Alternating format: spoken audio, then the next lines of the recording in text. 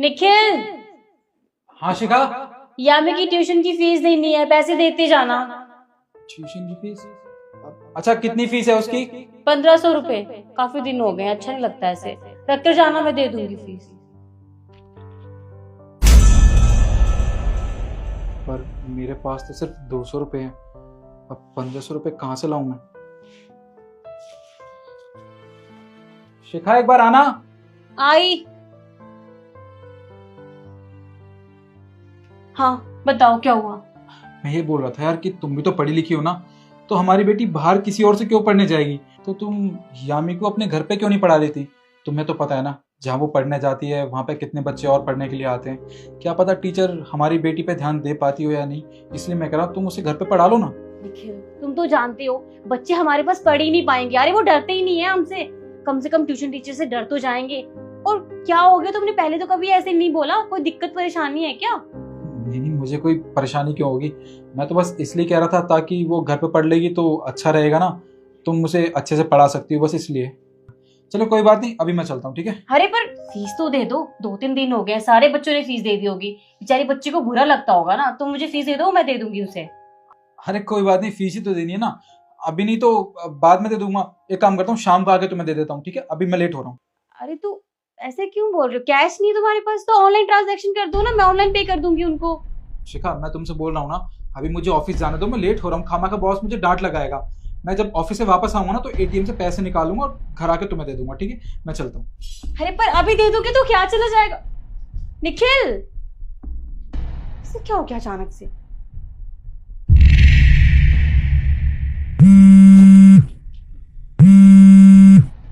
Hello. भाभी जी नमस्ते। नमस्ते भैया। वो भाभी जी, निखिल भैया का फोन नहीं मिल रहा, तो हमने सोचा आज हम घर पे फोन कर देते हैं।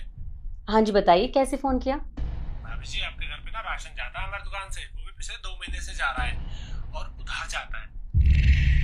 आप भैया जी से बोल देना कि कुछ पैसे दे देते।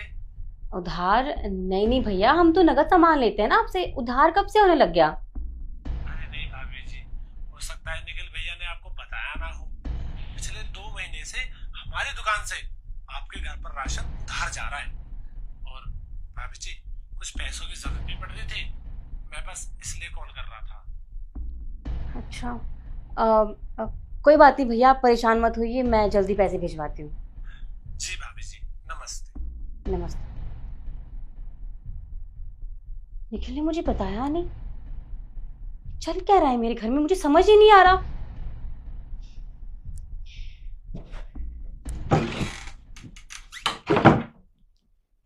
यार बहुत परेशान रहते हैं, मेरी समझ में नहीं आता चल क्या रहा है। मैं पूछती हूँ तो बहुत आनाकानी करते हैं।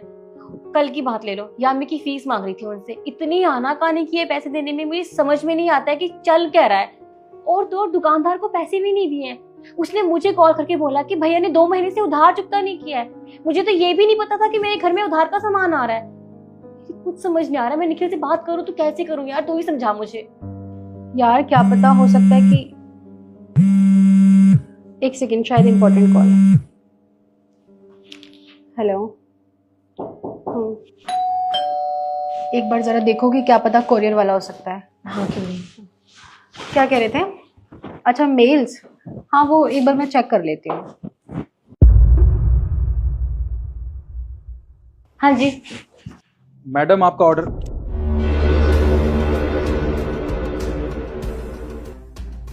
निखिल, तुम यहाँ पर क्या कर रहे हो? शिखा, तुम यहाँ क्या कर रही हो? मेरी दोस्त का घर है ये, लेकिन तुम मुझे ये बताओ कि तुम ये डिलीवरी का काम कब से करने लग गए? और तुमने मुझे एक बार भी नहीं बताया, क्यों? अरे शिखा, क्या हो गया? कुछ चाहिए था क्या? कुछ नहीं, वो हाँ ले लिया मैंने कुरियर। देखो, तुम अपना ऑर्डर लो, मुझे जाने दो। अरे तो मेरी बात तो सुनो।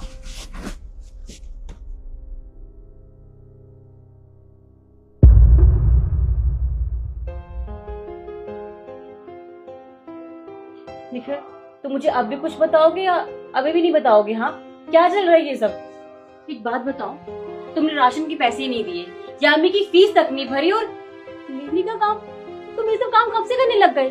और तुमने मुझे एक बार भी नहीं बताया इस बारे में। लेकिन मैं तुम्हारी वाइफ हूँ, कि मैं तुम्हारी लाइफ में कुछ भी मैटर नहीं करती? शिखा देखो ऐसी बात नहीं है। तुम्हें नहीं पता कि मेरे साथ क्या क्या हुआ है इन 3 महीनों में। तुम्हें पता है 3 महीने पहले मेरी जॉब चली गई थी। अब ये बात मैं तुम्हें बताता तो तुम खामखा परेशान हो जाती शिखा। तुम्हें पता है जब से मुझे उस कंपनी से निकाला है ना, उसके बाद मैं काफ़ी जगह ट्राई कर रहा हूँ, पर मुझे कहीं भी नौकरी नहीं मिल रही थी। और मैं करता क्या, घर के खर्चे भी तो चलाने थे ना, यामी की फीस, राशन, बिल। तो बस मुझे कोई नौकरी नहीं मिली, इसलिए मैं डिलीवरी वाले की नौकरी करने लगा शिखा। मेरे पास और कोई रास्ता ही नहीं बचा था। अरे तो कम से कम मुझसे एक बार बात तो करनी चाहिए थी ना, मुझे बताना तो चाहिए था। मैंने तुम्हें इसलिए नहीं बताया शिखा क्योंकि जो परेशानी थी वो मैं खुद झेल रहा था। अगर मैं तुम्हें बताता तो तुम भी खामखा परेशान हो जाती और मुझे ये जॉब नहीं करने देती, फिर घर का खर्चा चलाना भी मुश्किल हो जाता। क्यों तुम अकेले इन सब चीजों को बर्दाश्त करते रहे और मैं एक बार भी तुम्हारी बात को समझ ही नहीं पाई। ऐसी पार्टनर हूं मैं तुम्हारी मदद भी नहीं कर सकती। शिखा देखो ऐसी कोई बात नहीं है, तुम इसमें अपने आप को दोष मत दो।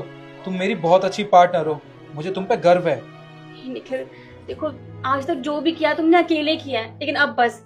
अब मैं काम करूंगी। यामी की रही ट्यूशन की बात तो मैं उसे घर पे पढ़ा दूंगी और कुछ लोगों को बोल दूंगी, वो भी अपने बच्चों को भेज देंगे। बच्चों को ट्यूशन पढ़ाऊंगी तो कम से कम थोड़ी बहुत तो मदद मैं कर ही पाऊंगी ना तुम्हारी। अब इतना हक तो बनता ही है ना, तुम तो बताओगे नहीं, कम से कम मैं तुम्हारी मदद तो कर ही सकती हूँ ना ऐसे। पर शिखा वो क्या मैंने बोल दिया ना, तो बस बोल दिया। अच्छा तो तुम नाराज हो मुझसे? कोई जरूरत नहीं मक्खन लगाने की, अब तुमने मुझे बताया नहीं मैं नाराज हूँ तुमसे। ठीक है तो भाई गलती मेरी है तो मनाना मुझे ही पड़ेगा। तो जनाब को मनाने के लिए मुझे क्या करना होगा? जाओ एक कप चाय बना के लाओ। अच्छा अब चाय मैं बना के लाऊं? तो और नहीं तो क्या, मैं बनाऊंगी जाके। जाओ चाय बनाओ जाके। अच्छा ठीक है बना रहा हूँ, तुम यहाँ वेट करो, मैं चाय लेके आता हूँ। ठीक है।